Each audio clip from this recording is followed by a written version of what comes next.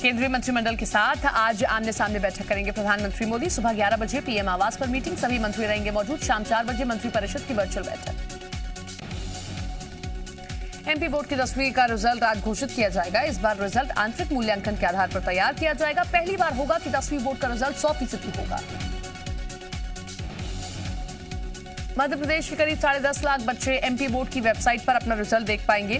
जो छात्र अपने परीक्षा परिणाम से असंतुष्ट होंगे, बोर्ड उनके लिए विशेष परीक्षाएं आयोजित करवाएगा। 10वीं की विशेष परीक्षाएं 1 से 25 सितंबर के बीच होंगी। एमपीपीएससी की 25 जुलाई को होने वाली प्रारंभिक परीक्षा को लेकर तैयारियां जोर शोर से चल रही है। वेबसाइट पर अभ्यर्थियों के प्रवेश पत्र अपलोड कर दिए गए हैं। विभिन्न शहरों में परीक्षा केंद्र बनाए गए हैं, जहां कोरोना गाइडलाइन को ध्यान में रखते हुए विशेष व्यवस्था की जा रही है। परीक्षा में शामिल होने वाले अभ्यर्थियों को मास्क और सैनिटाइजर का इस्तेमाल अनिवार्य होगा। परीक्षा 2 पालियों में आयोजित होगी। पहला प्रश्न पत्र सुबह 10 बजे से 12 बजे तक, वहीं दूसरा प्रश्न पत्र की परीक्षा दोपहर 2 बजे से शाम 4 बजे तक आयोजित होगी। छत्तीसगढ़ में बस ऑपरेटर्स एसोसिएशन ने परिवहन मंत्री मोहम्मद अकबर से चर्चा की। अपने हड़ताल खत्म कर दी है। हड़ताल खत्म होने के बाद अब आज से पूरे प्रदेश में फिर से बसों का संचालन शुरू हो गया है। बस ऑपरेटर्स एसोसिएशन से चर्चा के बाद परिवहन मंत्री मोहम्मद अकबर ने कहा कि मांगों पर सहानुभूति से विचार किया जाएगा। यात्रियों को हो रहे परेशानी को देखते हुए बस ऑपरेटर्स ने हड़ताल खत्म कर दी है। ओबीसी आरक्षण मामले में राज्य सरकार को जबलपुर हाईकोर्ट से झटका लगा है। हाईकोर्ट ने 14% से ज्यादा आरक्षण बढ़ाने से इनकार कर दिया है। कोर्ट ने साफ कर दिया है कि किसी भी सूरत में आरक्षण नहीं बढ़ाया जा सकता। स्वास्थ्य विभाग में रुकी भर्तियों पर कोर्ट ने आदेश सुनाया कि सरकार 14% से हिसाब से भर्ती करे। मामले की अगली सुनवाई 10 अगस्त को होगी। सरकार ने 27% आरक्षण की मांग रखी थी। छत्तीसगढ़ में निलंबित आईपीएस जीपी सिंह के मामले की सुनवाई 15 जुलाई को होगी। छत्तीसगढ़ हाईकोर्ट में होगी और जीपी सिंह ने कार्रवाई को लेकर हाईकोर्ट में याचिका दायर की है, जिसमें एसीबी ईओडब्ल्यू की कार्रवाई पर जांच पर रोक लगाने के लिए कहा है। जीपी सिंह के खिलाफ लगे राजद्रोह के मामले की भी सुनवाई होने की संभावना है। जीपी सिंह की तरफ से वरिष्ठ अधिवक्ता किशोर भादोड़ी पैरवी करेंगे। अजीत जोगी की बहू ऋचा जोगी के खिलाफ जाति मामले में शिकायतकर्ता संत कुमार नेताम ने हाईकोर्ट में केवियर दायर किया है। याचिकाकर्ता ने इस बात की आशंका जताई है कि उच्च स्तरीय जाति छानबीन समिति के फैसले को ऋचा जोगी चुनौती दे सकती है।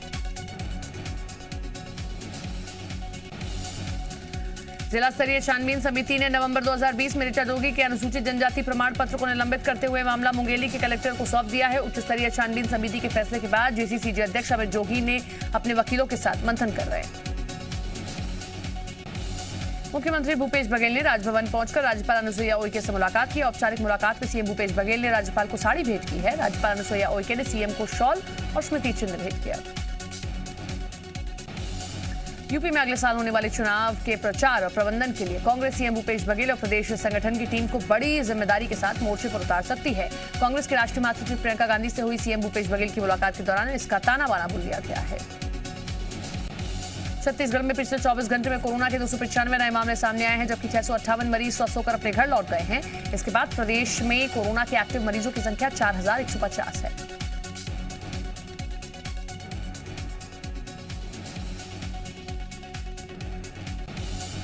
छत्तीसगढ़ में पिछले 24 घंटे में कोरोना संक्रमण से 4 मरीजों की मौत हो गई है। बस्तर संभाग में कोरोना के सबसे ज्यादा मामले सामने आए हैं।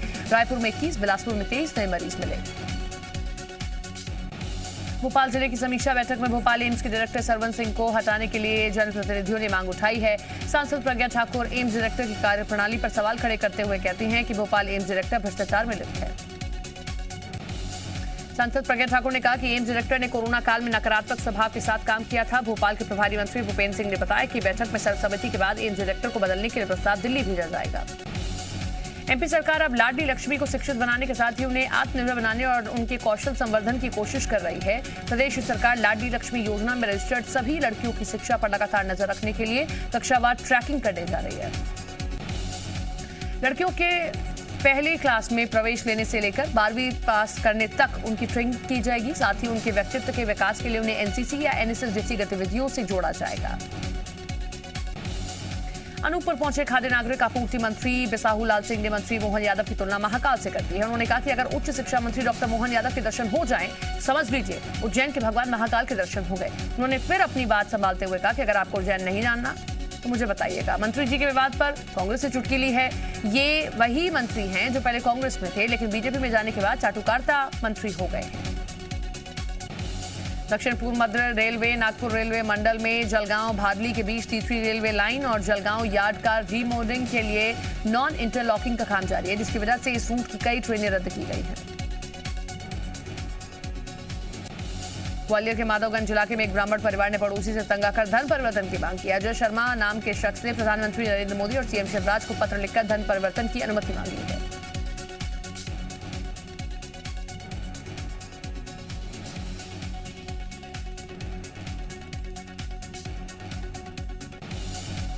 ग्वालियर मामले में अजय शर्मा को उम्मीद है कि मुस्लिम धर्म अपनाने के बाद मुस्लिम समुदाय के लोग उनकी मदद करेंगे। ग्वालियर नगर निगम ने 2 बड़े होटल के अतिक्रमण को हटाया। दोनों होटलों में पार्किंग की जगह का व्यावसायिक इस्तेमाल किया जा रहा है, जिस वजह से होटल आने वाले लोग सड़क पर वाहन खड़ा करते थे। दोनों होटलों को नगर निगम ने नोटिस दिया था, लेकिन फिर भी पार्किंग का व्यावसायिक इस्तेमाल बंद नहीं हुआ था।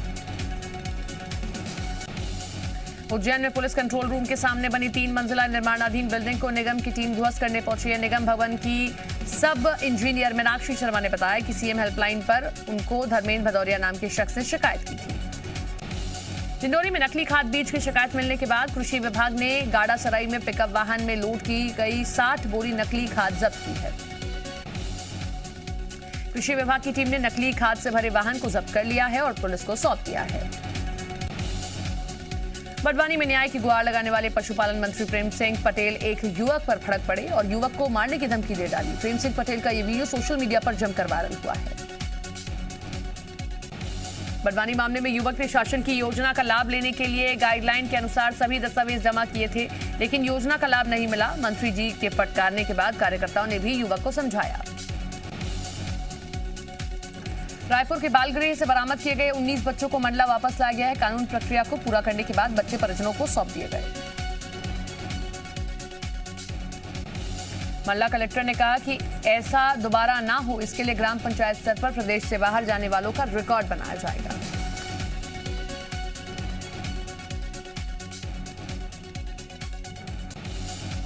ग्वालियर पुलिस ने इंटरस्टेट नकली नोट रैकेट के 3 सदस्यों को गिरफ्तार किया है। इनके पास से 2,33,000 रुपए के 500, 200 और 100 रुपए के नकली नोट मिले हैं।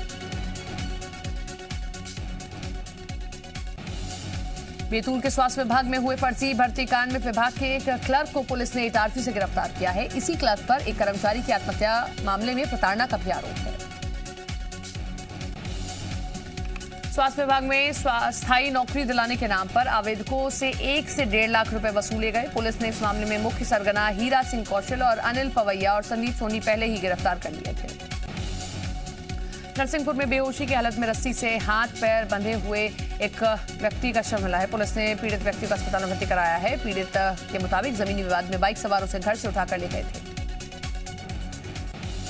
डिंडोरी जिले के घुघरा टोला गांव में बैगा जनजाति के लोग सड़क नहीं होने से काफी परेशान हैं। सरकार ने बैगा आदिवासियों को राष्ट्रीय मानव का दर्जा दे रखा है। उनके विकास और कल्याण के लिए तमाम योजनाएं संचालित करने का खूब ढिंडोरा भी पीटा जाता है। लोगों ने इलाके के विधायक, सांसद से लेकर तमाम जिम्मेदार अधिकारियों से गुहार तक लगाई, लेकिन अब तक किसी ने सुनवाई नहीं की है। बिलासपुर में पुलिस ने मजदूर तस्करी के मामले में भांडाफोड़ किया। इस मामले में पुलिस ने 6 आरोपियों को गिरफ्तार किया। गिरफ्तार किए गए सभी आरोपी बलौदाबाजार महासमुंद के रहने वाले हैं। बिलासपुर पुलिस ने भोजपुरी टोल प्लाजा के रास्ते मजदूरों को लेकर जा रहे ठेकेदारों को दबोचा है। पुलिस ने आरोपियों के पास से 34,03,000 रुपए नकद भी बरामद किए हैं। बालाघाट जिले में एक 7 साल के बच्ची के साथ रेप का मामला आया सामने। पुलिस ने आरोपी को किया गिरफ्तार। गौशाल में ले जाकर बच्ची से किया था दुष्कर्म। मंडला में बस और बाइक में हुई टक्कर। बाइक सवार एक युवक की हुई मौत, एक घायल। मकान में घुसी बस सवार 4 यात्री हुए घायल। भिलाई पुलिस ने डकैती करने की योजना बना रहे 7 आरोपियों को गिरफ्तार किया। आरोपियों के पास से ऑटोमेटिक पिस्टल, 4 मैगजीन और 14 जिंदा राउंड बरामद।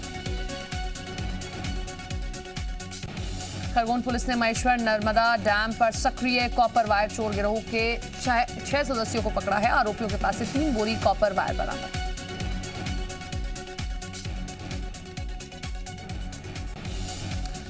सिवनी में एक सैलून में घुसा बंदर। सैलून में रखे सामान का किया नुकसान। करीब 15 मिनट तक दुकान में उत्पात मचाता रहा बंदर।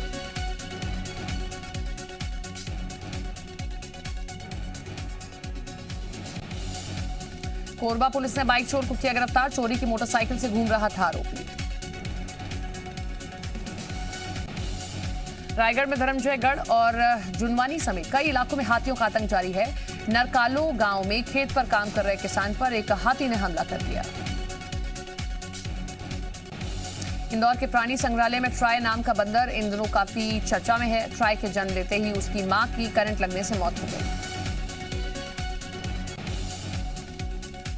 प्राणी संग्रहालय के हर कर्मचारी से बंदर काफी घुला मिला हुआ है।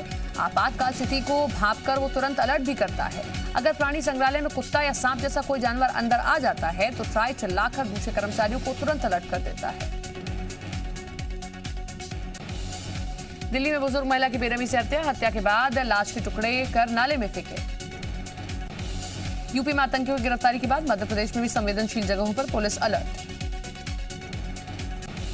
उज्जैन में विशेष तौर पर टीम ने बाहर लगी दुकानों, होटलों और श्रद्धालुओं के बैग की भी सख्ती से चेकिंग की। बकरीद से पहले भीड़ भरे बाजार में आतंकियों को करना था धमाका। लखनऊ से पकड़े गए आतंकियों से पूछताछ में पर्दाफाश। यूपी के सीएम योगी की आतंकवाद से हमदर्दी रखने वालों को चेतावनी, का सुरक्षा से किसी भी तरह का खिलवाड़ बर्दाश्त नहीं होगा। यूपी की ही तरह देश के दूसरे राज्यों में भी उठ रही है जनसंख्या नियंत्रण की मांग। कांग्रेस महासचिव प्रियंका गांधी का लखनऊ दौरा आज, फ्रंटल संगठनों के पदाधिकारियों से करेंगे मुलाकात। कांवड़ यात्रा पर उत्तराखंड सरकार का बड़ा फैसला, लगातार दूसरे साल भी स्थगित की गई यात्रा। कोरोना पर स्वामी रामदेव ने दी सावधानी बरतने की सलाह, कहा कोरोना के नए वेरिएंट आ रहे हैं। कोरोना की तीसरी लहर पर केंद्र सरकार की एडवाइजरी, हमारी आदतों से तय होगा तीसरी लहर का रुख। 19 जुलाई से शुरू हो रहे संसद के मॉनसून सत्र के लिए बीजेपी ने पूरी की तैयारी। बीजेपी अध्यक्ष जेपी नड्डा ने वरिष्ठ मंत्रियों के साथ पार्टी की रणनीति पर चर्चा की।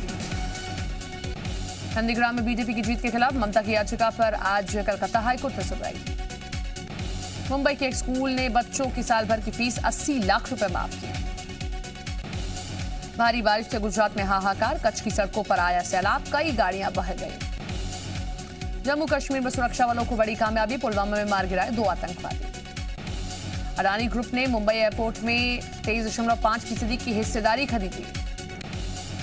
देश में पेट्रोल डीजल पर खर्च बढ़ने के कारण खाने पीने और स्वास्थ्य खर्च में कटौती कर रहे हैं लोग।